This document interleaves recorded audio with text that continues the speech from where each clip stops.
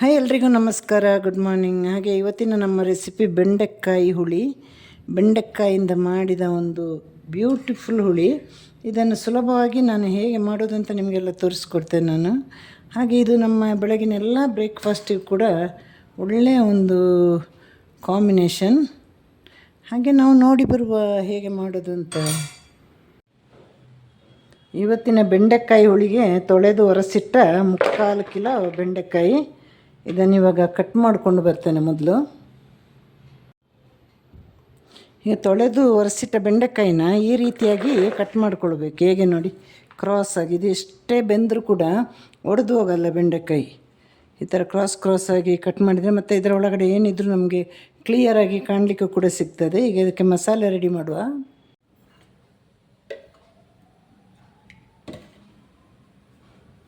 ಒಂದು ಸ್ಪೂನ್ ಎಣ್ಣೆ ಹಾಕಿ ಒಂದೊಂದು ಐಟಮ್ಸನ್ನ ಹುರಿದುಕೊಳ್ಳೋಣ ನಾವು.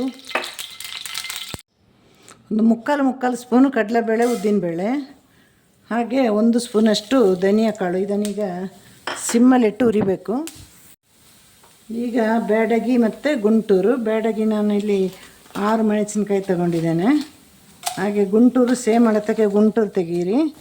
ಸ್ವಲ್ಪ ಬೆಂಡೆಕಾಯಿಗೆ ಸ್ವೀಟ್ ಇದೆ ಅಲ್ಲ, ಹಾಗಾಗಿ ಬೆಂಡೆಕಾಯಿಗೆ ಸ್ವಲ್ಪ ಖಾರ ಇದ್ದರೂ ಚೆನ್ನಾಗಿರುತ್ತೆ. ಇದನ್ನು ಸಿಮ್ಮಲ್ಲಿ ಇಟ್ಕೊಂಡು ಹುರಿಬೇಕು.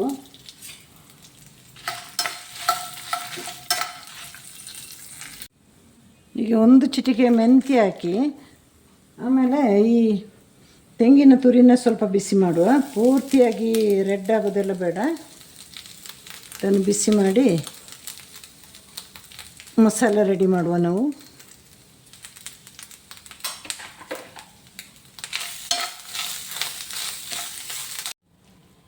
ಈಗ ಸ್ಟವ್ನ ಆಫ್ ಮಾಡಿ ಒಂದು ನಿಂಬೆಹಣ್ಣು ಗಾತ್ರದ ಹುಣಸೆಹಣ್ಣು ಹಾಕಿ, ಹಾಗೆ ಒಂದು ಅರ್ಧ ಸ್ಪೂನಷ್ಟು ಅರಿಶಿನ ಪುಡಿ ಹಾಕಿ, ಸಣ್ಣ ತರಿಯಾಗಿ ರುಬ್ಬಿ ಬರಬೇಕು. ಇವಾಗ ಈಗ ಬೆಂಡೆಕಾಯಿನ ನಾವು ಸ್ವಲ್ಪ ಫ್ರೈ ಮಾಡುವ. ಇದಕ್ಕೆ ಒಂದು ಸ್ಪೂನಷ್ಟು ಎಣ್ಣೆ ಹಾಕುವ. ಎಣ್ಣೆ ಬಿಸಿ ಆದಮೇಲೆ ಸಾಸಿವೆ ಮತ್ತು ಕರಿಬೇವು ಸೊಪ್ಪು ಹಾಕಬೇಕು.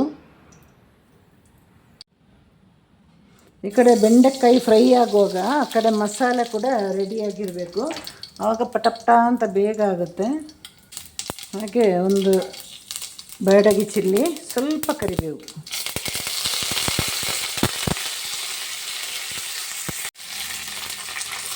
ಈಗ ಬೆಂಡೆಕಾಯಿನ ಫ್ರೈ ಮಾಡುವ.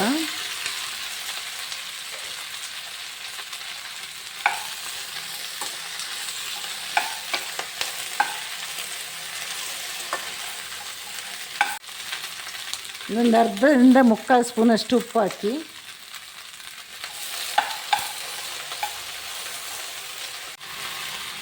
ಈಗ ಫ್ಲೇಮನ್ನು ಪೂರ್ತಿಯಾಗಿ ಚಿಕ್ಕದು ಮಾಡಿ ಇದಕ್ಕೆ ಮುಚ್ಚಿಟ್ಟು ಬೇಯಿಸುವ.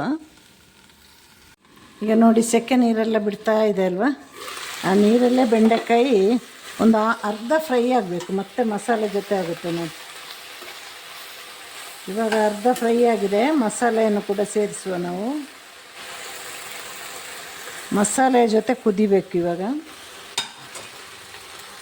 ಕಡಿದಿಟ್ಟ ಮಸಾಲೆಯನ್ನು ಸೇರಿಸುವ.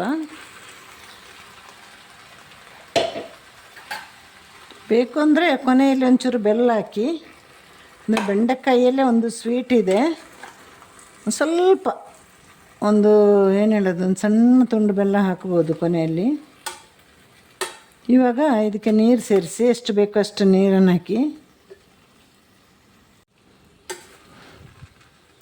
ಇವಾಗ ಇದನ್ನು ತುಂಬ ತೆಳು ಮಾಡುವಾಗಿಲ್ಲ, ಸ್ವಲ್ಪ ಗಟ್ಟಿಯಾಗಿರಬೇಕು. ಎಷ್ಟು ಬೇಕಷ್ಟೇ ನೀರು ಸೇರಿಸಿ ಇದನ್ನು ಕುದಿಲಿಕ್ಕೆ ಬಿಡಬೇಕು. ಈ ಫ್ಲೇಮಲ್ಲಿಟ್ಟು ಕುದಿಬೇಕು ಇದು.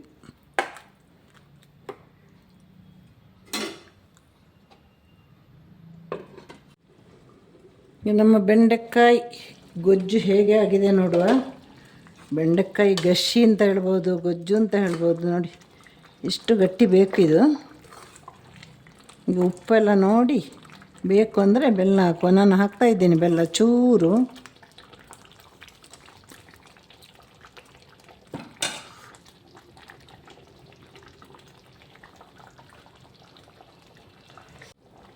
ಚೂರು ಉಪ್ಪು ಕಮ್ಮಿ ಇದೆ, ಹಾಗೆ ಸ್ವಲ್ಪ ಉಪ್ಪನ್ನು ಕೂಡ ಸೇರಿಸಿ ಚೆನ್ನಾಗಿ ಕಲಸುವ.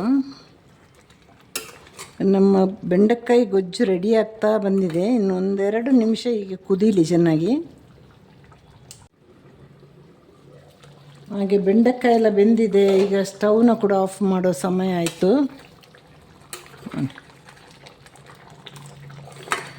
ಥರ ನಾವು ಬೆಂಡೆಕಾಯಿನ ಉರಿದರೆ ಒಂದಕ್ಕೊಂದು ಅಂಟಲ್ಲ ನೋಡಿ. ನೀರು ದೋಸೆ ಚಪಾತಿಗೆಲ್ಲ ಬಹಳ ಒಳ್ಳೆಯ ಒಂದು ಕಾಂಬಿನೇಷನ್ ಇದು. ನಮ್ಮ ಬೆಂಡೆಕಾಯಿ ಹುಳಿ ರೆಡಿಯಾಗಿದೆ. ಎಲ್ಲರೂ ಕೂಡ ಇದನ್ನು ಮನೆಯಲ್ಲಿ ಮಾಡಿ ನೋಡಬೇಕು. ನೀರು ದೋಸೆ ಮತ್ತು ಓಟುಪಳೆ, ಕಲ್ತಪ್ಪ, ಹೀಗೆ ಬೇರೆ ಬೇರೆ ಬ್ರೇಕ್ಫಾಸ್ಟಿಗೆ ಒಳ್ಳೆ ಮ್ಯಾಚಿಂಗ್ ಒಂದು ಹುಳಿ ಇದು, ಬೆಂಡೆಕಾಯಿ ಹುಳಿ. ಇದು ಬೆಂಡೆಕಾಯಿ ಬಿಟ್ಟರೆ ಇದಕ್ಕೆ ಇನ್ಯಾವ ತರಕಾರಿ ಕೂಡ ಹಾಕಿಲ್ಲ.